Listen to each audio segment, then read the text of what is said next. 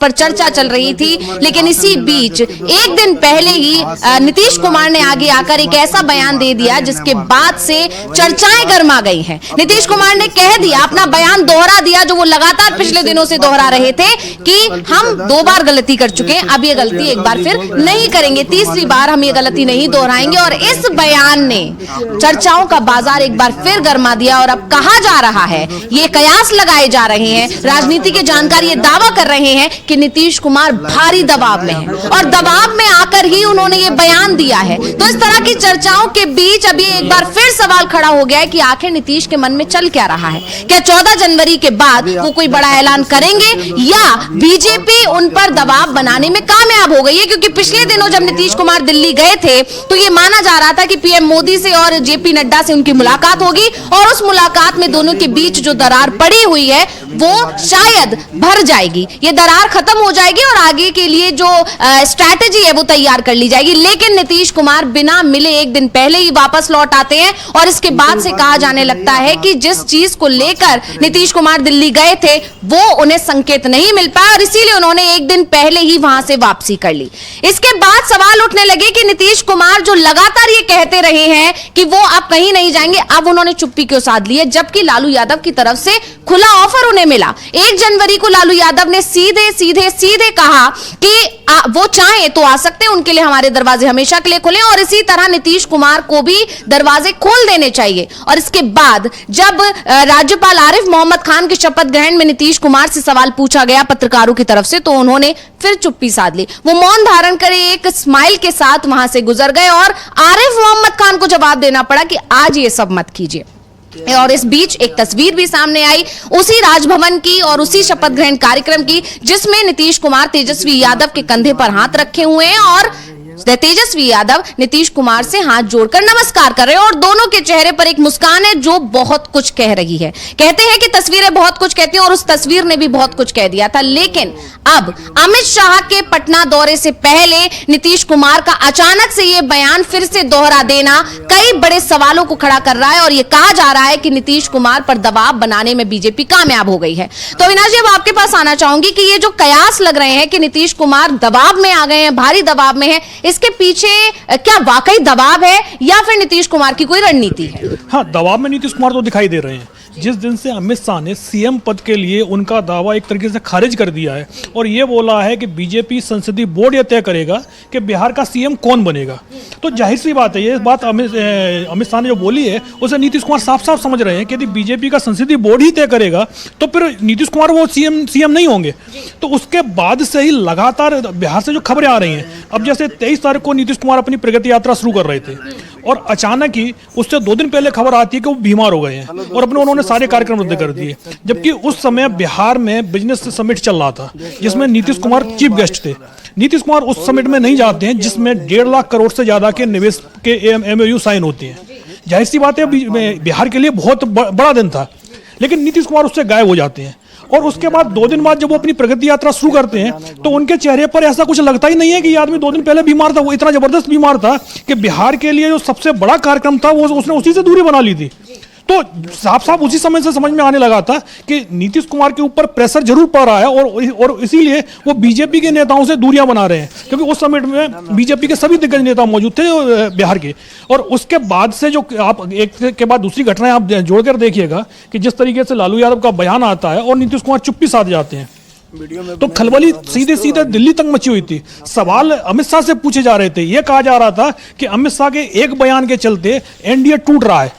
तो उसके बाद से ही नीतीश कुमार पर जिस तरीके से दबाव पड़ा है और वो जो अपनी यात्रा निकालते हैं गोपालगंज से जो दूसरी चरण की शुरुआत करते हैं प्रगति यात्रा की, तो अब देखते हैं कि सबसे पहले तो वहाँ उनके जो यात्रा के बैनर पोस्टर लगाए जाते हैं उस पर पीएम तक की फोटो नहीं होती है। उसके बाद जब बीजेपी की तरफ से दबाव जाता है तो फिर कुछ पोस्टर अलग से पर लगाए जाते हैं जिसमें नीतीश कुमार और पीएम के साथ में होते हैं। तो जाहिर सी बात है नीतीश कुमार की वो इच्छा नहीं है, उनके ऊपर लगातार प्रेशर डाला जा रहा है। और उसके बाद क्योंकि अब अमित शाह आज पहुंचने वाले हैं, कुछ समय बाद वो पटना पहुंच रहे हैं, तो पटना पहुंचने से पहले एक डैमेज कंट्रोल के लिए बीजेपी की तरफ से नीतीश कुमार से इस तरीके का एक बयान दिलवाया गया है कि भाई जो आप लगातार बोल रहे हैं कि हम कहीं नहीं जाएंगे, क्योंकि मीडिया लगातार यही सवाल कर रहा था कि भाई नीतीश कुमार जो बयान 12 बार 14 बार दे चुके हैं कि वो हम कहीं नहीं जाएंगे, 2 बार गलती हो गई है, वो बयान अब उनके मुंह से क्यों नहीं आ रहा है। जिस दिन से अमित शाह का बयान आया है उसके बाद से नीतीश कुमार ने चुप्पी क्यों साध ली है? तो अमित शाह के आने से पहले वो बयान नीतीश कुमार पर प्रेशर डालकर दिलवाया गया है, लेकिन इस बयान के कोई बहुत बड़े मायने नहीं है, क्योंकि बिहार में जिस तरीके के संकेत मिल रहे हैं उससे एक बात तो साफ हो गई है कि इसी महीने बिहार में बहुत बड़ा एक तरीके से एक सियासी समीकरण बदलने वाले हैं, क्योंकि 14 तारीख को दही चूड़ा जो वहाँ मकर संक्रांति के अवसर पर सभी राजनीतिक दल के नेताओं की तरफ से दिया जाता है भोज, तो वो लालू यादव की तरफ से भी दिया जाएगा और उसमें यह भी कहा जा रहा है कि नीतीश कुमार को बुलाया जा रहा है। नीतीश कुमार ही नहीं बल्कि बीजेपी के कुछ नेता भी संभवतः उसमें शामिल हो सकते हैं, लेकिन सबसे बड़ा जो नजर है वो नीतीश कुमार पर ही टिकी हुई है, क्योंकि नीतीश कुमार और राबड़ी देवी के आवास में ज्यादा दूरी का अंतर भी नहीं है। ये कहा जाता है कि बस पैदल भी नीतीश कुमार जब भी जाना होता है तो पैदल जाते हैं और अपनी बहुत बड़ी सिक्योरिटी भी लेके साथ में नहीं जाते, उनके साथ में 2-4 बस सिक्योरिटी के लोग होते हैं और नीतीश कुमार राबड़ी देवी के घर पहुंच जाते हैं। तो 14 तारीख से 18 तारीख के बीच में बिहार की सियासत में बहुत बड़े बदलाव आने वाले हैं, और जो नीतीश कुमार ने अभी जो बयान दिया है, सबसे बड़ी बात तो यही है कि इस बयान को देने में नीतीश कुमार को 3 हफ्ते से ज्यादा का समय क्यों लग गया। वो दिल्ली आते हैं, बीजेपी के नेताओं से क्यों नहीं मिलते हैं, कांग्रेस के नेताओं से मिलते हैं, बीजेपी के नेताओं से नहीं मिलते हैं। तो जाहिर सी बात है कि जो अभी नीतीश कुमार बोले हैं गोपालगंज में, उस बयान पर संभवतः इस समय तो बीजेपी के नेताओं को भी भरोसा नहीं हो रहा है कि भाई नीतीश कुमार ने यह बयान दिया है। भाई इस बयान को लेकर तो बीजेपी की तरफ से लगातार चर्चा चल रही थी। आप नीतीश कुमार के बयान को देखें और जेडीयू के दूसरे नेताओं के बयानों को देखें, वो लगातार एक ही बात बोल रहे हैं कि भाई राजनीति में कुछ भी संभव है। लालू और नीतीश कुमार में छोटे भाई बड़े भाई का रिश्ता है। तो जाहिर सी बात है नीतीश कुमार ने संभावनाओं के सारे दरवाजे अभी खुले रखे हुए हैं। या तो अमित शाह खुले मंच से आकर सीधी घोषणा कर दें कि भाई नीतीश कुमार के नेतृत्व में चुनाव लड़ रहे हैं हम, नीतीश कुमार ही सीएम होंगे और वही जो गठबंधन है वो जेडीयू की जो पार्टी है वो ज़्यादा सीटों पर चुनाव लड़ेगी।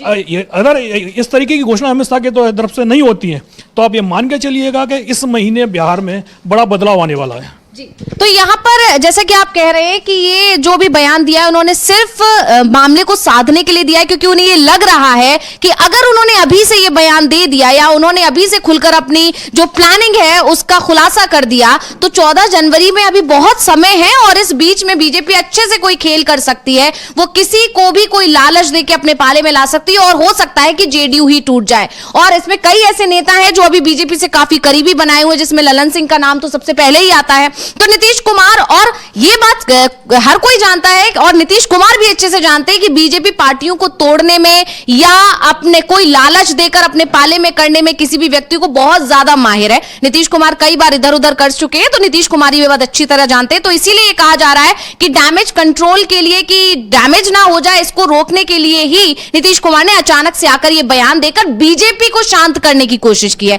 या कह सकते हैं बीजेपी को सिर्फ ये कहने कि आप ज्यादा परेशान ना हो, हम आपके ही साथ हैं, ताकि बीजेपी एक्टिव ना हो जाए, बीजेपी अपने लोगों को काम पर ना लगा दे, बीजेपी आलाकमान। इसलिए ये सिर्फ बयान दिया गया। और ये बयान देने के पीछे की एक बड़ी वजह भी है संजय राउत का वो बयान जो उन्होंने अभी हाल ही में दिया है। उन्होंने इशारा किया है, संकेत दिए अपने बयान से कि बीजेपी काम पर लग गई है और जेडीयू में तोड़फोड़ की कोशिशें शुरू हो गई है। क्या कुछ बोले संजय राउत, पहले सुन लेते हैं, फिर इस पर चर्चा करेंगे। मैंने ये सुना है नीतीश कुमार आज एनडीए में है, लेकिन नीतीश कुमार जी के पार्टी के 10 सांसद तोड़ने की कवायद भाजपा कर रही है। ये भाजपा का चेहरा है, जो उनके साथ रहता है, दोस्ती है, मदद करता है, उनके साथ वो बेईमानी करते हैं।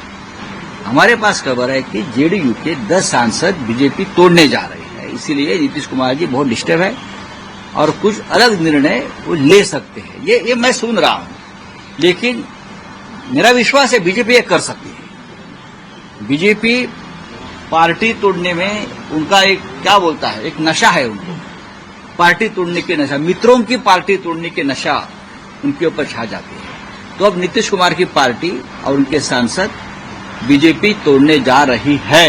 महाराष्ट्र में भी होगा जिस तरह की महापालिका की। कौन तोड़ेगा? एकनाथ शिंदे के तोड़ सकते हैं, अजित पवार के पास कुछ नहीं है।